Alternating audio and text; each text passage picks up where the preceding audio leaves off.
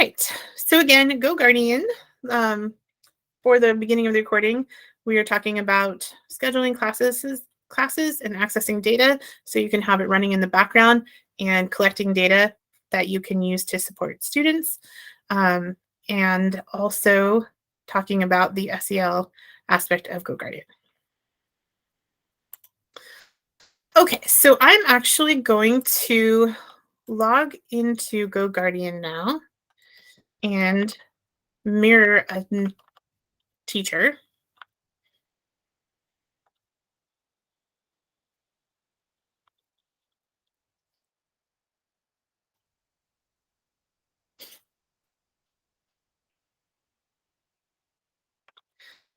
So for those of you in the call right now that are regular users, is there anybody who is a regular user, has been using it during the fall semester that would have data, or should I can also just choose a different teacher to mirror?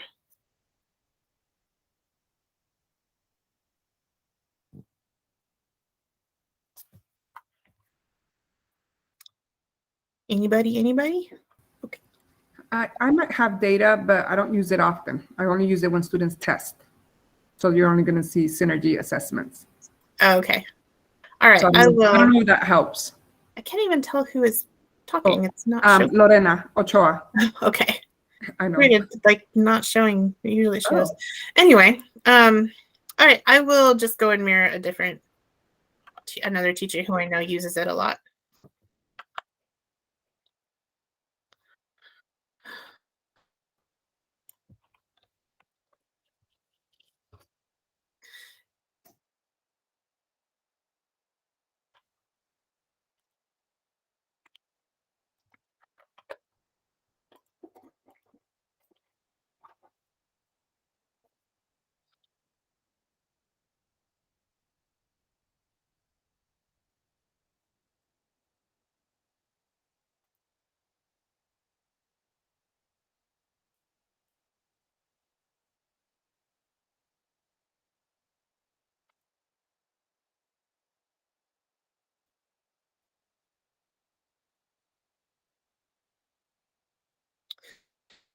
Okay, so I'm mirroring a teacher from Alisal High School. Everybody can see this now, right? See GoGuardian.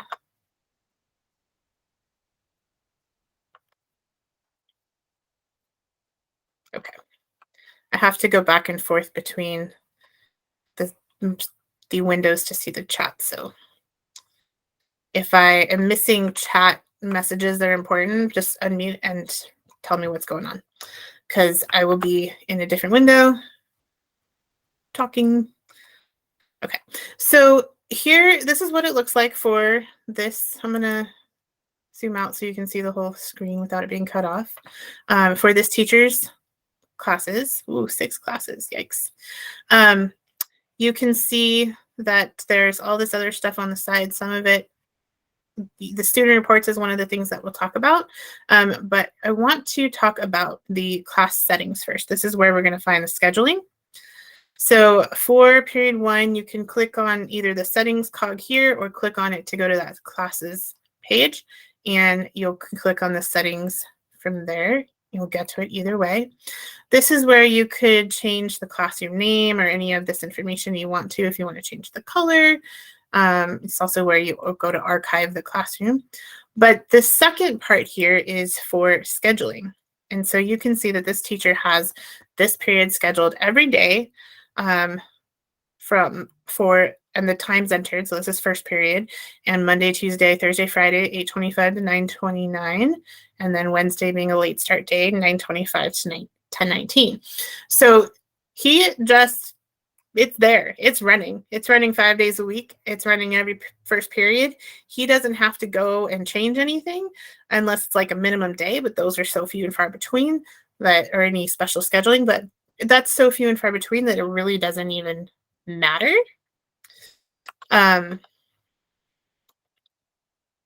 So it's that he don't have to go and start session and, oh, I forgot to start session. What are the kids doing during warm up? Because all of that, it's there. It's starting.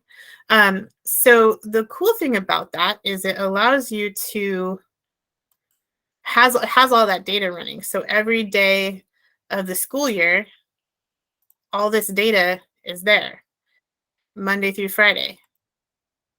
It's all there. You keep going back just all the way through. So if you want to find out anything, you find out something happened on Tuesday, October 25th, and you need to see the timeline for that, it's there. Any screenshots you took, any commands you gave, they're there. You can zoom out and see more of the timeline. Everybody was playing Kahoot. So you have all of that, and you also have individual class student data. So how do we do that? Let me come back here to the settings. What's going on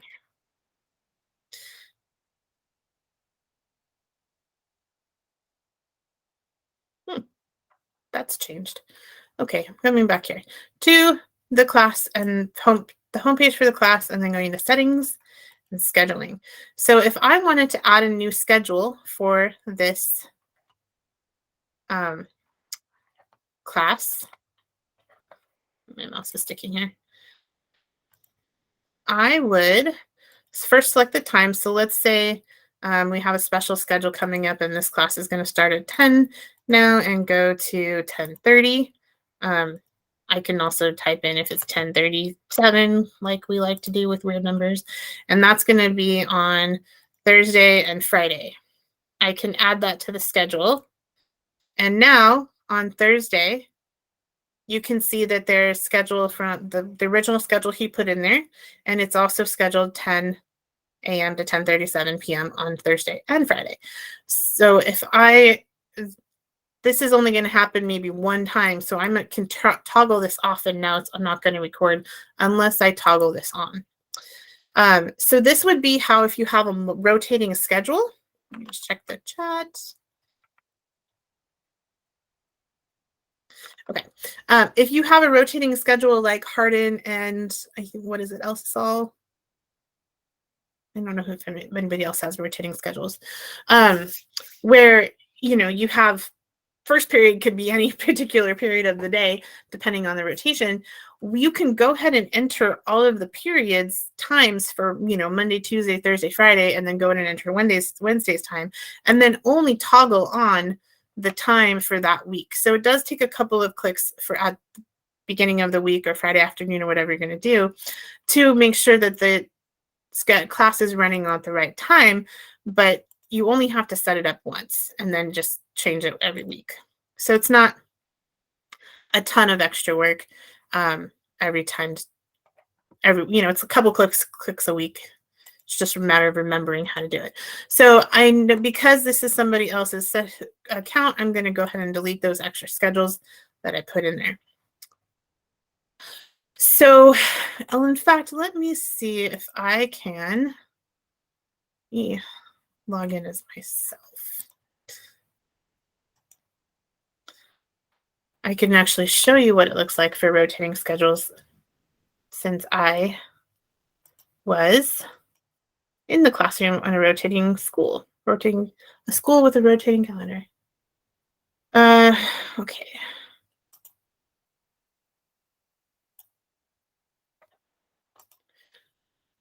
Oh, that's right. Never mind. I deleted all of that because otherwise it would be running all the time.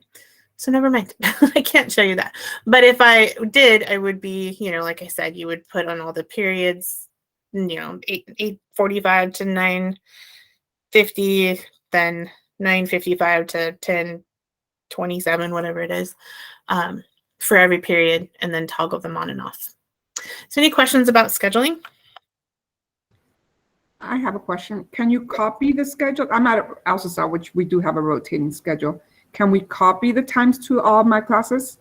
Or we Unfortunately, there's not a way to do that right now. They do take suggestions. If you go to the little help thing here, they do have a place where you can email them suggestions. Right now that doesn't exist, but once you set it up, it takes a little bit of time to set it up with all the periods. So it's a little bit cumbersome, but you can do Monday, Tuesday, Thursday, and Friday. You can do all those at the same time. So it's a little cumbersome for the setup for rotating schedules, but once it's done, it's done.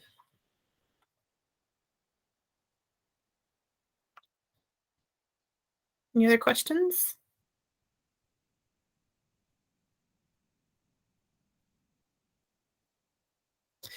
Okay, so what is the benefit of recording, having this running in the background?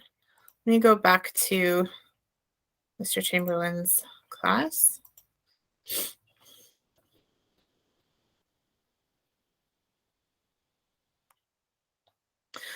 So I want to talk first about looking at whole class data, and then we're going to talk about individual students. So let's go with Wednesday, December 2nd.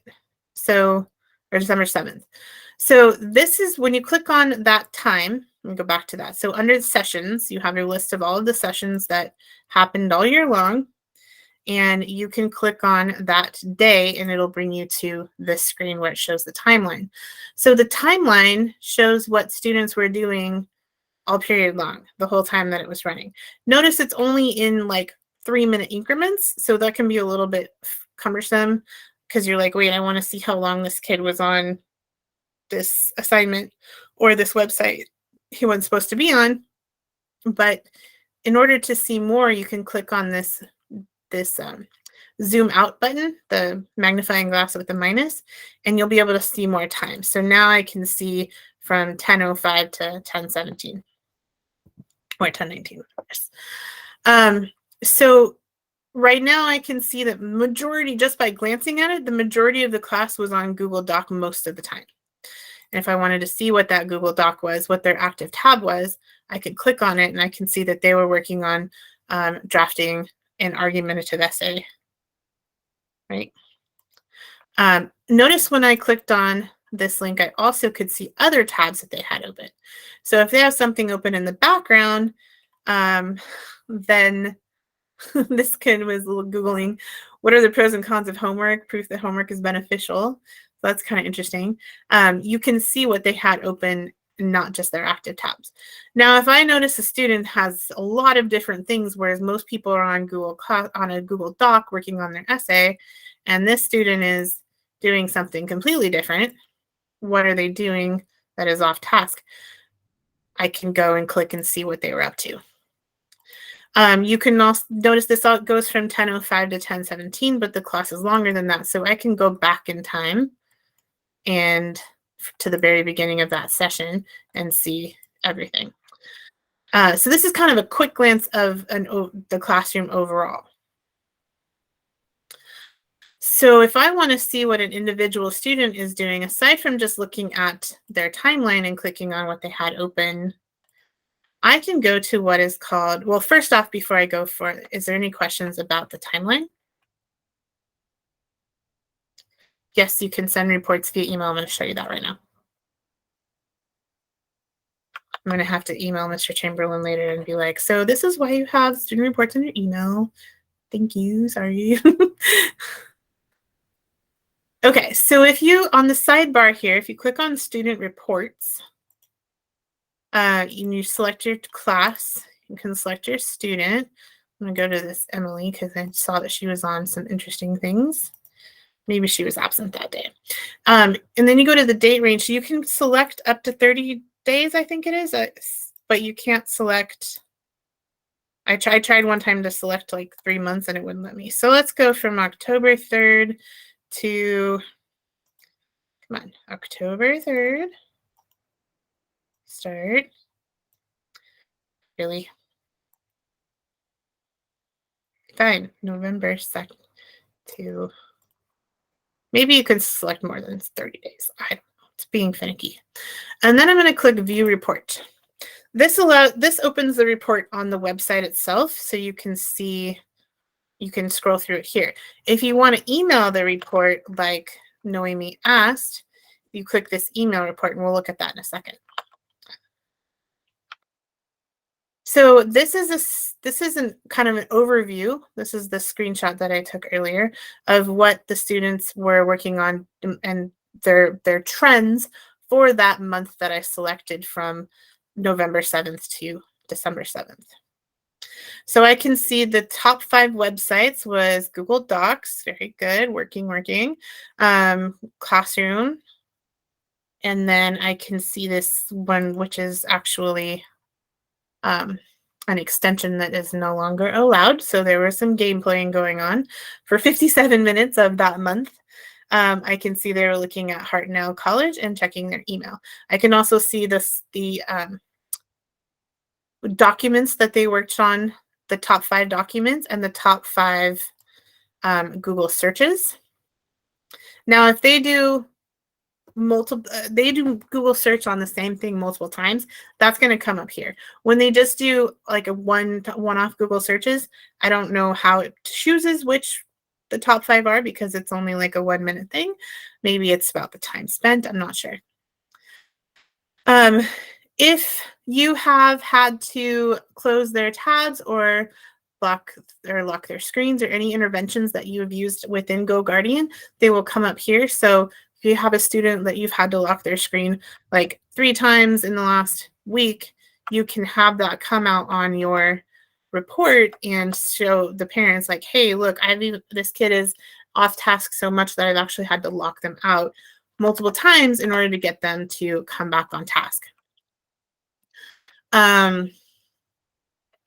Tabs close, like if you are closing this certain students' tabs multiple times because they're, on something like Instagram or whatever, instead of where they're supposed to be, again, it'll show you that. This student attempted to access a blocked site. That's not necessarily always like a disciplinary issue or whatever. It's just sometimes it happens. They're trying to type something in and it's blocked by the district. It could be that they're trying to go somewhere they shouldn't, or it could just be, an accident. And then there's any screenshots that you took. So if you had a student who was having some tech issues and you took a screenshot, that would show up here. If you have a student who was somewhere they shouldn't be and you took a screenshot as evidence, that would show up here. And it's just for the time frame that you entered. And then you have the detailed browsing history. So you literally have every single website that they were on and for what time throughout this entire time frame. So this is going to be very long and multiple pages because it goes on and on and on, right? But if you only do it for one day, then it's, shorter. However, if you do email report, it's automatically going to send it to you. So since I'm mimicking Jason Chamberlain, it's going to send him an email. So I'm going to have to apologize for that later. He's going to be like, why am I getting this?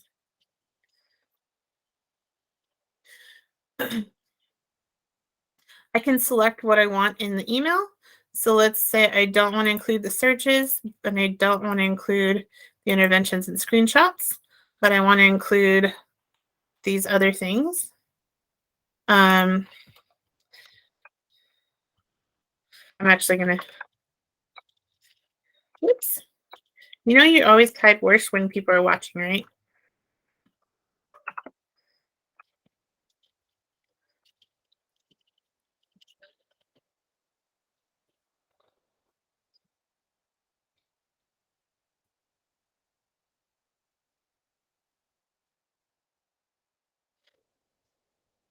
And then an email report. So I'm going to show you what that looks like.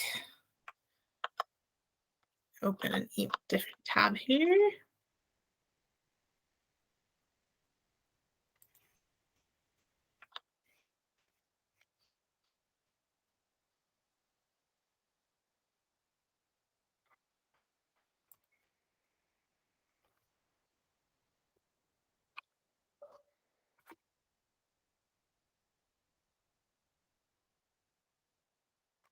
I'm trying to open the email without having my very scary winter break email showing for everybody.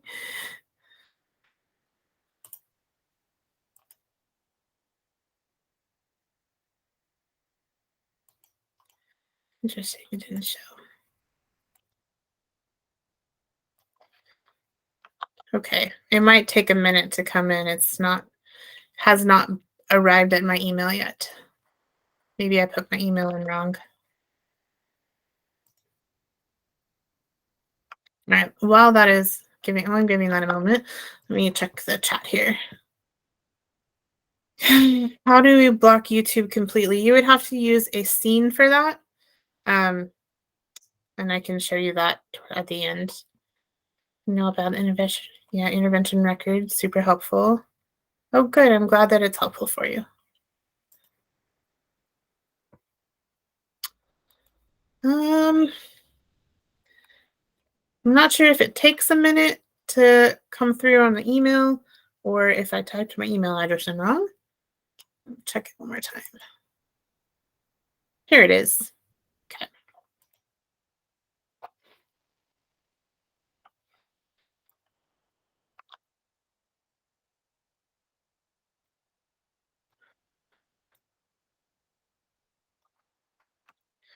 Okay, now you can see my email.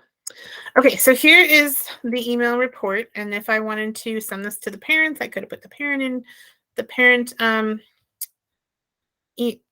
email address in there and go directly to them if I want to send it to the counselor, whatever it might be. And for your SPED students, this could be helpful for their case carriers. So it comes as a PDF attachment. And it shows the things I selected, so the top 5 websites, and then the detailed browsing history. So again, this is 86 pages long because I had a full month in there, but if I just wanted a couple of days, it's going to be much shorter.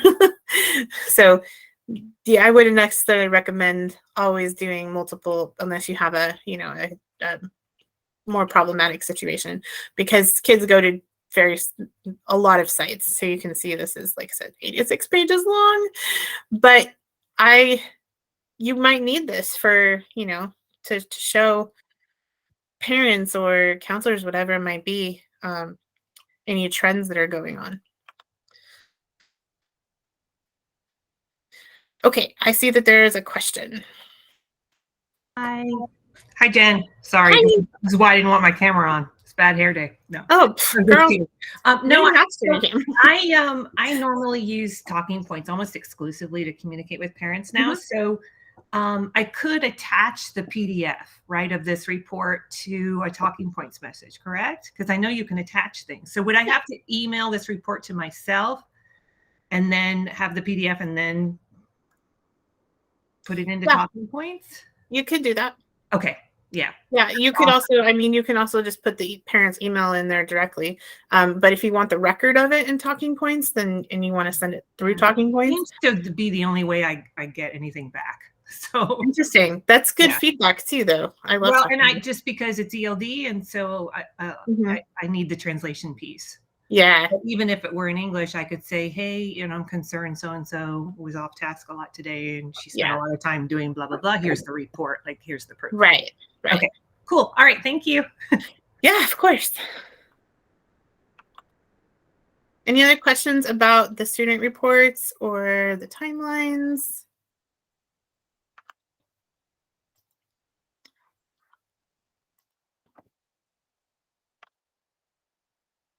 Okay, so this is why I so much encourage everybody to schedule their classes, because you never know when something is going to happen where you need that record, you need that information, you need that data.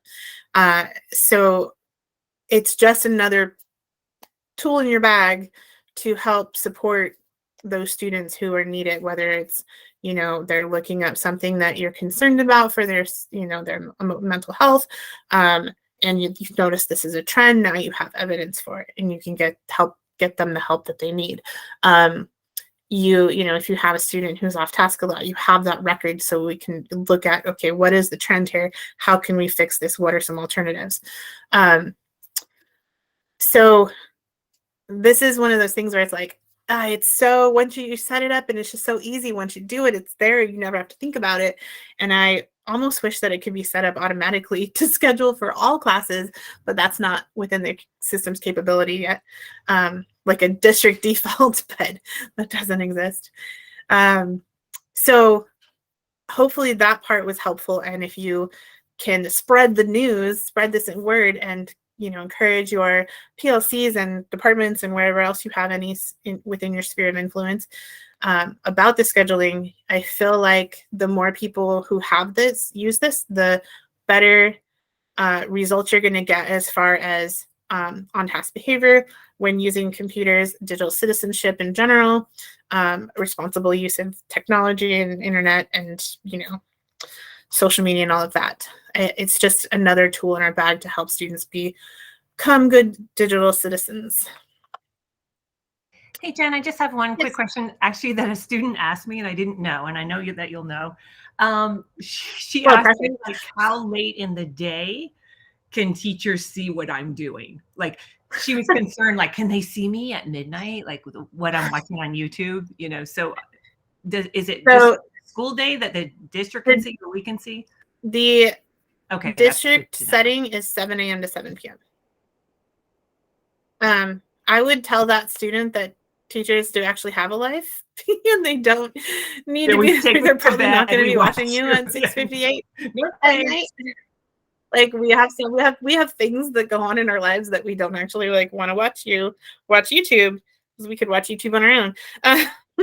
But yeah, it's 7 a.m. to 7 p.m. I don't know that necessarily needs to be advertised for students, because then they might think that they're scot-free, but we still have Gaggle and a couple of other things running in the background that could alert to things that they're not supposed to be doing, where that could get them into some serious issues. The safety piece. And I had and that's the safety piece and the digital citizenship piece. And then we're reminding them that this is a school thing. It's like a textbook. So, it's not necessarily something you use for funsies, even though they do. So if they're watching inappropriate things or whatever they might be doing that they don't want you to see past 7 p.m., they're probably still going to get alerted. The principal's still going to get alerted through Gaggle and whatever all the other three things that are running in the background are. And I had one other, it's kind of just my own kind of hang up. So a lot of teachers at my site, they run it all day long, like on the kids, which is great because it's independent studies and the kids are, sometimes needing that extra support. But what I found more during the lockdown period is that teachers were saying, oh, I was watching you today, what you were doing, or a student is, writing an email to me about a concern they have with another teacher, and then the teacher is reading it and then reaches out to me. I saw what he wrote. It sounds weird, but is there a way? I just schedule it for what period they're with me. I'm not concerned about watching them in other people's classes, but is there a way to prevent other teachers from? You know what I mean, Jen? It's like, I wouldn't mind if anybody came in and wanted to stand in the back of my class and observe, because I would know they were there. But it kind of creeps me out sometimes to think like I was watching you, Yeah. But there's no way around that, right? If they're setting their GoGuardian from 7 to 7, they're going to see what the kids are doing, even when the kids are with me and not with them, right? Well, they shouldn't be setting their GoGuardian from 7 to 7, because. Like, why? I think most of them are, though. They're just like, let me just set it for the whole day. Well, I think why is because of the independent study piece, right? Because the kids might need support later. But I don't know. I find it kind of invasive, to be perfectly honest. Yeah, no, I understand. And I do talk to the GoGuardian company people, so it's something that I can ask them about. But as far as my knowledge base right now, I don't believe that there is a way. It's more of just an educating and other teachers the reason why you would not want to have it running for 12 hours a day. One, it's a huge data hog. It's going to slow down the bandwidth for both the teacher and the student. The GoGuardian does take bandwidth on the student computer and actually takes a good amount of bandwidth. So if you have multiple people on GoGuardian, it's going to slow that student's computer down even more, I believe. But also it's going to take a lot of bandwidth out of the teacher's computer as well, because they're running however many periods they have for 12 hours. Doesn't really seem necessary, but also I think it's also an educating about professional etiquette. So that's actually something. I could talk to admin about it, but just say, from a bandwidth standpoint, professional trust to each other. But the bandwidth thing, if I just said, hey, if we're just all running our own classes, it's more of an issue for the students' computers than the teachers. But yeah, I'm not doing anything that I need to hide. It just makes me uncomfortable. Yeah. So no, I understand. Thank you so much. I appreciate that. I've been wondering since the pandemic. So I thank you so much. I appreciate it. It's not necessarily in invading your privacy. It's the students, too. But anyway, I do want to talk about the SEL aspect that I was talking about with chat. I'm going to try to see if any of Jason's students are online right now, which they aren't in first period.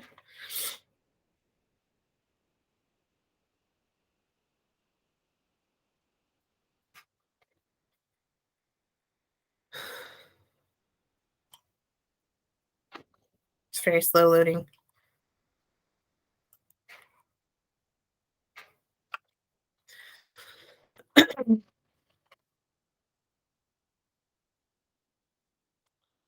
Okay, not in that class. It is winter break after all, but you never know.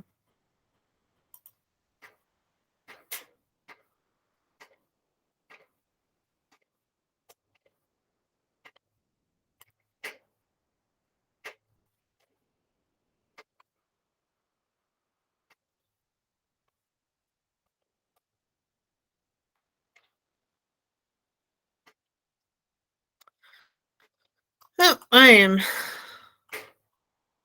striking out here. It's difficult to showcase chat when there's nobody to chat with.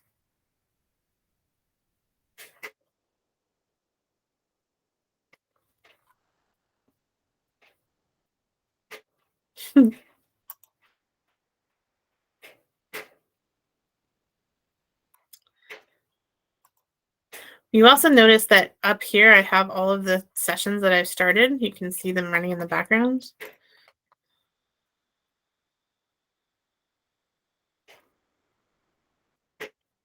So you can imagine all of this is taking a lot of data and bandwidth to run multiple classes at the same time. Yeah, doesn't seem necessary. I'm just looking for somebody to chat with. It feels like back in the AOL chat room days where you go from chat room to chat room looking for somebody to chat with.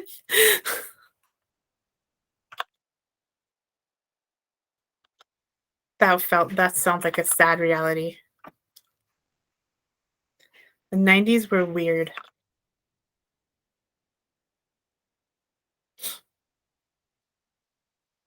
Okay, clearly nobody is online. Great. I hope they're doing something awesome and fun. But I can still kind of show you what it looks like. So if there was a student online, there would be a little chat box. Let me go back to my slides here. I have a student online. You want to log on to mine? It might take too long. Maybe I can do it during the next session. I want to give you guys your break too. Okay. We could look at it during our deep dive, our sandbox. So this turns on the chat. This is at the top of the screen right here. Would turn on the chat. There's nobody to chat with though, so it doesn't matter. It pops open this little bubble right here. So if you wanted to send a message to the whole class, you can use this little megaphone looking thing here, and that would send a message to everybody who's online. You can also select the students here that you want to chat with, but they're not online. Also, when they're online, you would see a little chat dialog box pop up that's next to their name, and you can click on that, and it just shows their screen right next to the chat box. So there's a few different ways to do that. And I think that is showed on this little GIF here. So you can see what they're doing. This kid was playing Minecraft, and I could chat with them right here.